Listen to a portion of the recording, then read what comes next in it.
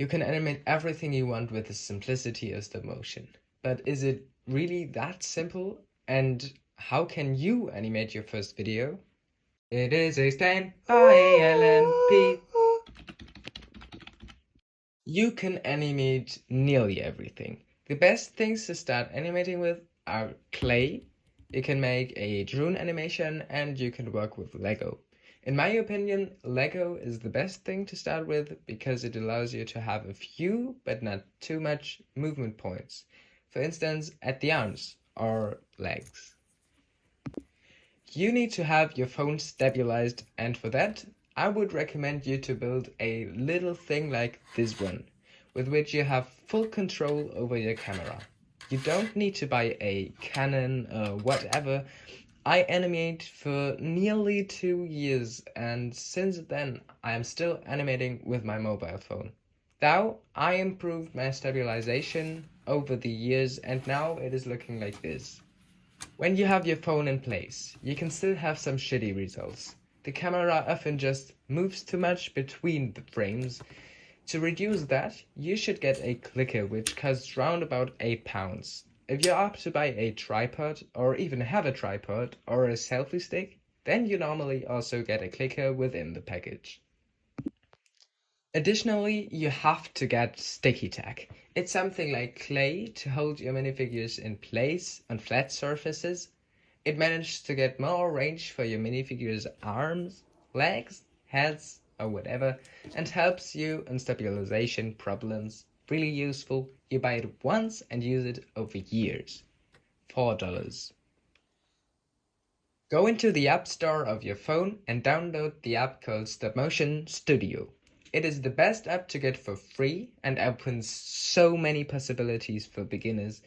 When you want to have free access to every tool in the app, it costs you $7. But at start, you really don't need to pay that price for a software. Even I sometimes animate with the free version, and for real, there's nothing that I miss from the pro version. So now you can start with the first animation. The easiest thing I can think of animating is a car. It's really good at start because you'll understand fast how to manage the motion. It's all about the arcs. Position the car around about 20 centimeters away from your camera on the left of the scenery. Start the motion of the car by slowly moving it to accelerate. The first move has to be the smallest one, and then the differences between the frames have to get bigger each frame. The exact difference can you see when you turn down the white point on the left? That it's a little less than a half. When the car reaches the middle of your screen, slowly reduce the differences to get the deceleration movement. The last 2 frames are the smallest ones. Look over here, it's a velocity time graph where you can see exactly how much the car moves in that one frame. Now you got something, but when you now click on the little play button on the right, it will only play the clip on 5 FPS. I animate at 12 FPS, but you can change the frame rate, then look and see what your favorite is. There are people animating at 16 FPS or more. Outbound, for instance, animates at 15. And there are even people animating at 6 FPS. So no matter what you choose, it will evolve your style and you don't have to determine yourself on a fixed frame rate. When you're ready with the car animation and like stop motion till here, then click this video where I'll show you step by step how to animate your Lego minifigures right and even let them talk.